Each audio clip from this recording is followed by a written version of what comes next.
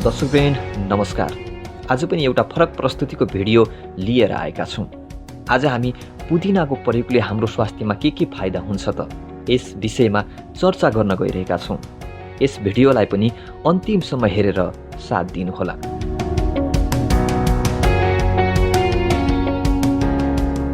हाम्रो गाउँघर वरपर सहज रूपमा पाइने वनस्पति मध्ये पुदिना स्वास्थ्यका लागि यति धेरै लाभदायक छ भन्ने कुरा सायद थाहा नै होला। आज हामी पुदिनाले स्वास्थ्यमा पुर्याउने फाइदाका बारेमा जानकारी दिन गइरहेका छौँ। पुदिना जसलाई मुख र श्वास स्वच्छ राख्ने वस्तुको रूपमा लिइन्छ। पुदिना करिब 2 दर्जन प्रजातिका भेटिन्छन् र करिब 100 प्रकारको रहेको वैज्ञानिक अनुसन्धानबाट थाहा भएको छ र यसलाई सदियौंदेखि औषधिको रूपमा प्रयोग गरिँदै आइरहेको छ। बजारमा पाइने लगभग सबै प्रकारका टुथपेस्ट, च्युइगम, माउथ फ्रेसनर्स, चकलेटहरूमा पुदिनालाई एक प्रमुख वस्तुको रूपमा मिसाइएको हुन्छ। सासको ताजगीका लागि मात्र होइन, अन्य प्रयोजनमा पनि यसको प्रयोगलाई महत्त्वपूर्ण रूपमा हेरिएको हुन्छ। आज पुदिनाको प्रयोगले हाम्रो स्वास्थ्यमा 8 किसिमको फाइदाको बारेमा म जानकारी दिन गइरहेको छु। 8 किसिमका फाइदाहरू कर्मश सुनेर साथ दिनुहोला। 1 मा छ पाचन प्रक्रिया।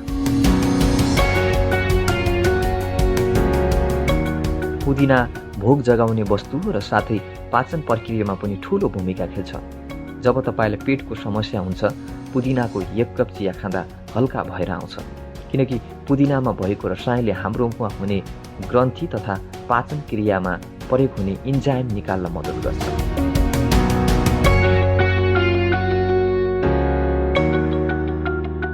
त्यस्तै 2 नम्बरमा छ बान्ता र टाउको दुखाइको समाधान।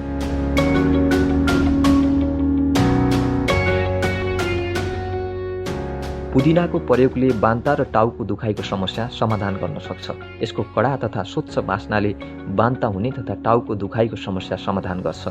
लामो यात्रामा निस्कँदा हुने वाकवाकी केवल पुदिनाको पात, तेल तथा पुदिना मिसाइएका वस्तु सुँघ्नाले ठिक हुने गर्दछ।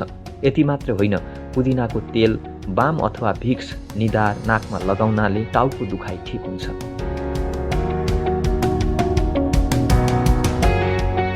त्यस्तै 3 नम्बरमा छ श्वास प्रश्वास र खोकी लाग्ने समस्याको समाधान। पुदिनाको बास्नाले नाक, घाँटी, श्वास नली तथा फोक्सोको बाटोलाई खोल्ने तथा श्वास प्रश्वासलाई सहज बनाउन मद्दत गर्छ। पुदिनाले श्वास प्रश्वास प्रक्रियाको बाटोलाई सफा गर्ने हुनाले यी मार्गको जलनबाट हुने खोकीलाई पनि निको गर्छ। त्यसैले दमका बिरामीहरूलाई पनि पुदिनाको सेवन गराउने चलन छ।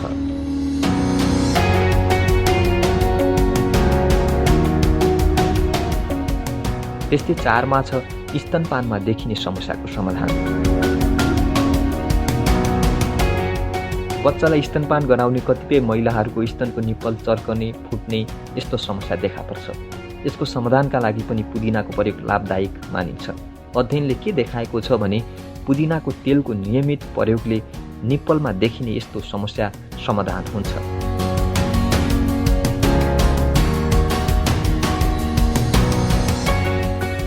त्यस्तै 5 मा छ छाला तथा पिम्पल्सको समाधान।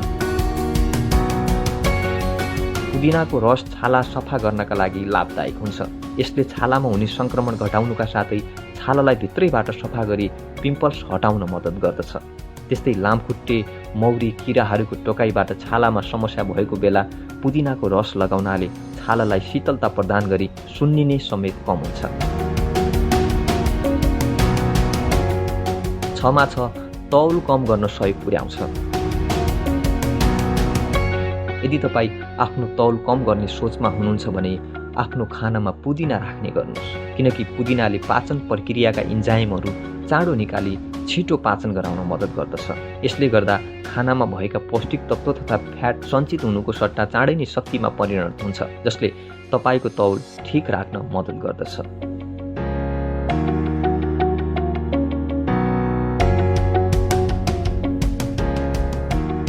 त्यस्तै 7 मा छ मुख स्वच्छ बनाउँछ।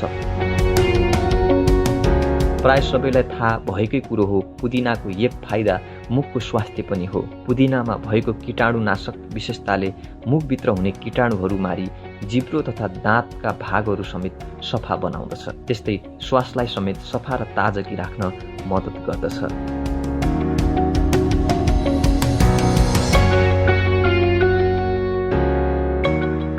त्यस्तै 8 नम्बरमा छ स्मरण शक्ति बढाउँछ। एक अध्ययनले के देखाएको छ भने पुदिना स्मरण शक्ति, दिमागको सतर्कता, सोच्ने शक्ति, बौद्धिक कार्यसँग सम्बन्धित छ। पुदिनामा भएको च्युइगम चपाइराख्ने मानिस अरू मानिसको तुलनामा धेरै होशियार, सतर्क र स्मरण शक्ति बढी भएको पाइएको छ।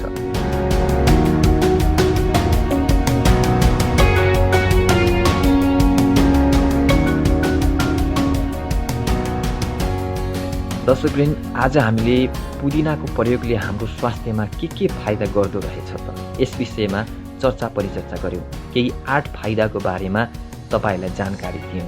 यो भिडियो कस्तो लाग्यो, जस्तो लाग्यो त्यस्तै सल्लाह सुझाव प्रतिक्रिया कमेन्टमा छोड्न सक्नुहुन्छ। अन्य यस्तै जानकारीमूलक भिडियोहरू हामी फेरि पनि लिएर आउने नै छौँ। अहिलेलाई बिदा हुन्छौँ। नमस्कार।